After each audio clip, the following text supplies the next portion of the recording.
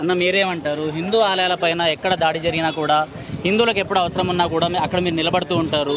So ఇవాళ ఈ ఘటన ఏదైతే జరుగుతుందో ఇక్కడ పెద్దమ్మ తల్లి టెంపుల్ దగ్గర ఏదైతే కూల్చివేసే ఘటన, ఆ తర్వాత ఏదైతే హిందూ సంఘాల వాళ్ళు ఇక్కడికి వస్తున్నారు, దీనిపైన మీరేమంటారు? అన్న ఇన్ని రోజులకి వెళ్ళి కాంగ్రెస్ గవర్నమెంట్ వచ్చినప్పటికెళ్ళి ఈ గుడిలు అన్నీ కూలగొట్టడం జరుగుతుంది. ఇప్పుడు దాకా మొన్నటి దాకేమో పిచ్చోడు చేసినా అని అన్నారు. ఇవాళ నుంచేమో ఒక కొత్త వెలుగు ఇది.